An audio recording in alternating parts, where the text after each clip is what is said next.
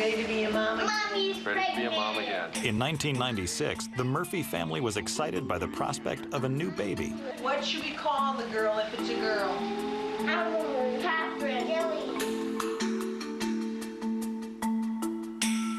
We ended up having this adorable little baby boy, Eamon, and he was born July 2nd, 96.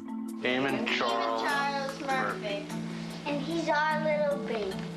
Everyone in my family thought it was going to be a girl, but Eamon obviously didn't come out as a girl. Oh, you're a beautiful little boy. Someone once remarked that our kids look like they come from the same catalog, and Eamon fit right in there with them. But 3 months later, Lisa noticed something was wrong with Eamon. At that age, babies, their eyes typically track, and he wasn't. And I remember just being hysterical because I thought, you know what, I don't think he can see. So I took him to a doctor, and I remember while the physician was doing all these little eye tests with him, he accidentally dropped one of his instruments, and it hit the metal chair and made this unbelievable loud sound. And Eamon never flinched. And he kind of joked with me. He said, "Are you really here for his eyes, or do you think maybe his hearing? Maybe he can't hear?" Lisa was upset, but I wasn't that concerned about his health. I feel every kid is different. Every kid develops differently. Eamon's hearing was eventually tested, and the results were normal. I was happy to hear that, but I thought, you know what? I really want an answer. I'm going to find out. There's got to be something. There's something more than, more to this than meets the eye. Frustrated with Eamon's doctors, Lisa began to look elsewhere for help. My sister-in-law, Marjorie, is a physical therapist, and she would have discussions with my wife, Lisa, and they would talk about, where Eamon is and where he should be. I really noticed that there were problems when Eamon was a year at his first birthday party. And Lisa had said to me, when he's eating the solid food, he wasn't chewing well. He would cram all of the cupcake in his mouth, but it would get so packed. I mean, he would just pack it, and then he wouldn't chew, and then he would end up, he'd open his mouth, and half of it would fall out again. And there was kind of a deadness to the area around his lips and inside his mouth that we definitely took note of. For the next year and a half, Eamon kept missing developmental milestones. He was slow to walk and talk. We realized he definitely was not where he should be. We were looking for an answer, and we weren't getting it. I mean, it's just a crucial time. It's those first 3 years, as far as developmentally, it's the most important years. Eamon turned 3 in 1999, and despite his setbacks, it was now time for him to start nursery school. When all my other kids went off to nursery school, it was such a joyful time, and it was fun, and it was happy. And when he went into school, it was tough because we saw really how far behind he was, and it became more apparent to both Lisa and I. He should have been able to do whatever me, my brother, and my sister did, but I guess I just knew that he wouldn't have that opportunity. He would have to work even harder than we did to fit in normally. The first several months, half the year, we didn't see much improvement in Eamon. Eamon's developmental problems had Lisa scared, but then she noticed something new that absolutely terrified her. When Eamon was 3.5, I noticed he'd be playing in the family room, and then he would be in the middle of like a little make-believe game, with his little soldiers or whatever, and he would stop, and his eyes would kind of glaze over, his mouth would move, but he wouldn't be saying anything. He would kind of rock back and forth and make this sound from the back of his throat. He was spacing out, basically. You could go up in front of him and wave your hand at him, and he was not really responding. And it was almost like he was having a conversation with himself. I was the one who probably saw most of these episodes. You know, I'd tell the doctors they never witnessed anything. And I remember my sister-in-law Marjorie saying, "Why don't you videotape it? This way you have it documented, what's going on, and let the doctors look at it." A week later, the whole family was driving in the car, and Lisa was ready. All of a sudden, I hear this clicking noise in the back seat. So I thought, this is my chance. I turned around and I started filming Eamon from the back seat. He was looking out the window and his mouth was moving and his eyes had a kind of a vacant look. And I'm talking to him, calling his name, and I actually had to reach over and pat his knee. And then all of a sudden, he snaps to, he kind of looks in my direction, and then he gives this big smile for the camera. Are you okay? I watched the tape and it was distressing. That was the first time I had really seen it, and shook me up.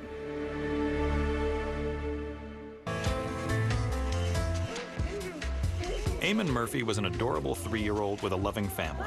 But despite all the attention, Eamon was in a downward spiral. At 1, he had problems eating. At 2, he wasn't talking. And now he's having trance-like episodes that no one can explain. These things are getting worse and worse. I'm kind of at my wit's end. This is it. I really need to find out what's going on with them.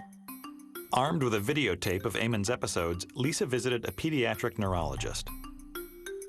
He was looking at the tapes and looking at his records, and he felt that Eamon may have some type of seizure disorder.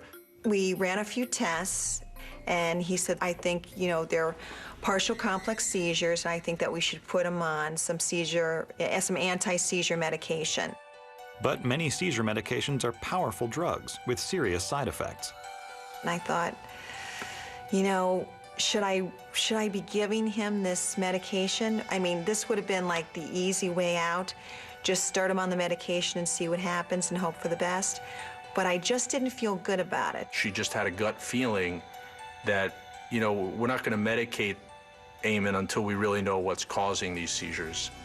After 4 years of searching, Lisa still didn't feel any closer to the truth, but she kept on looking for clues. I read this article on parents putting their children on gluten-free and casein-free diets. This rang a bell. Lisa herself was on a gluten-free diet because she had been diagnosed with something called celiac disease. Basically, it's the inability to digest gluten. Gluten is a protein that's found in wheat, rye, barley, and oats. She was addicted to pretzels and cornflakes, and she would eat them all the time. But she was getting really, really thin, and she was getting really sick. When I was diagnosed with celiac disease, that was the first question to my doctor. I said, what about my children? And I remember my doctor just kind of laughing and saying, oh, forget it. You know, celiac disease is so rare. Your kids, and even if your kids do get it, you'll know immediately because they'll have the exact same GI symptoms that you've experienced. Eamon had none of the digestion problems that Lisa suffered from, so the idea that they might share the same disease seemed far-fetched. But then Lisa learned some shocking news. I attended a Westchester Celiac Support Group meeting. Dr. Peter Green was going to be speaking, and I was very, very interested in what he had to say on celiac disease. Physicians in this country, at least, are taught that celiac disease is a rare condition. It's actually very common. It occurs in about 1% of the population, and it actually occurs in families. Peter Green kept stressing how important it was to have all first-degree relatives tested. I remember just freezing in my seat thinking, it's genetic? Desperate for answers, Lisa approached Dr. Green and asked him what she should do. She was totally unaware that there could be an impact of this on her family. We were running a family screening study looking at at-risk individuals. I was immediately of the opinion, when can we do it? Let's do it now. So we drew blood on Lisa's children as part of this study. In celiac disease, gluten destroys the tiny finger-like protrusions in the small intestine called villi that help the body absorb nutrients. Sufferers usually experience stomach aches and other GI symptoms, not the strange trances that have been plaguing Eamon. Still, Lisa began to wonder, could malnutrition be at the root of Eamon's problems? I'm kind of on pins and needles because I just don't really know what's in store for him and what's going to happen. 3 weeks after their meeting, Dr. Green completed the first set of tests. Eamon's results were very high, indicating that it was virtually 100% chance that he had celiac disease. An endoscopy confirmed the diagnosis. And I remember just hugging Bob, and I started to cry, of course. And I thought, thank God, this is over with. It's done. This is it. We finally solved the mystery. Looking back, Lisa was horrified by the cost of her ignorance. You know, as a mom, you want to give your kids the best nutritional foods available. And I remember giving Eamon whole grains and cereals, and it's just, in essence, I was actually poisoning Eamon. I was giving him poison. After the diagnosis, Lisa quickly placed Eamon on a diet free of wheat and all other gluten-filled foods. It was a huge life change, but the results were striking.